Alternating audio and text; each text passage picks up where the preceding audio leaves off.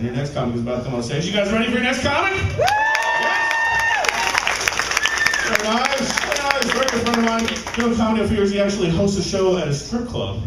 Ladies and gentlemen, please give up nice love for Mr. Tracy Suto.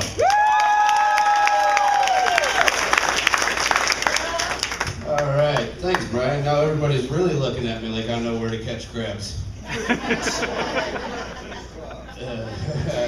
Well, I mean, if you want to know, Mayport. Both kinds.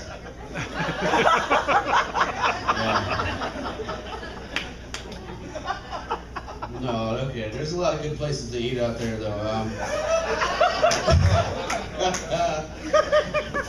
I notice though when I go out to eat, I notice if I get a good look at the kitchen staff, it's all Mexican food.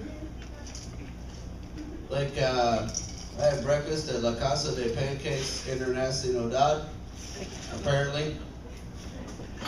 I went and had lunch at Crazy Sushi. They should have just called it El Sushi Loco. And then people were like, what about Taco Bell, right? No, I'm not really that into soul food.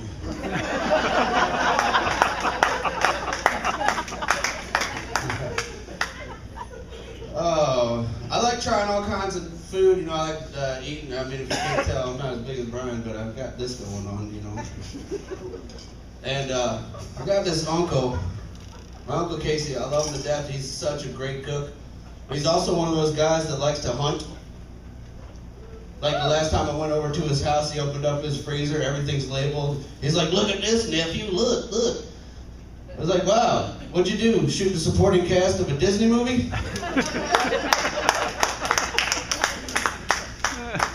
I'm at a party at his house and he's cooking this steak and he's like, hey nephew, you gotta try this nephew, try it. It's daiquiri.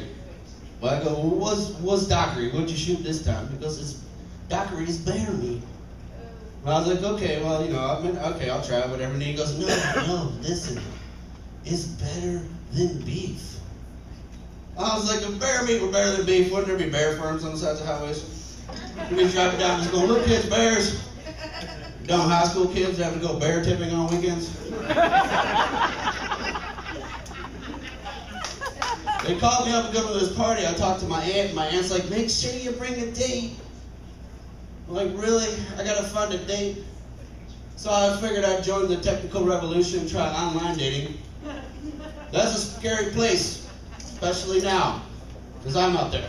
Right? Look at me, I'm a windowless white man short of every girl's dream guy. But I was looking at these profiles, and on these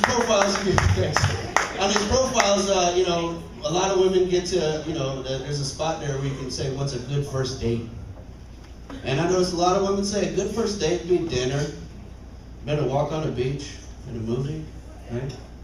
Oh, it's a good first date. And you know what, guys, that's a great first date, because first we can see how much it costs to feed you.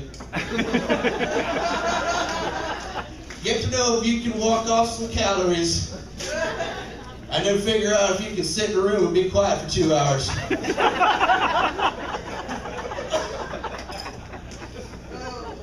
I noticed too, like on these websites too, there's the headline, like women's have a headline, right? And I noticed a lot of women, the same headline, tired of guys that play games. Well, I don't know what kind of games guys play on a date. The only game I play on a date is try not to fart. Which I lose. So I have to follow that up with the game of who can I blame this on. Which I lose. And so I come up with whoever smelt it dealt it. I like games. I like all kinds of games. I'm a gamer. I love video games. Video games today are a lot harder than they used to be. I had to take Guitar Hero lessons. My buddy called me up the other day. He's like, man, you're going to come over and check out the Kinect for Xbox. Have you seen this? It like immerses you into the game. He's like, I got that new Rock Band. But it was way too realistic. Because there's just 4 guys in a storage unit getting hammered. Played it all night. That's right. Billy got an STD. Dave overdosed. And I won when I released my sex tape with some celebrity.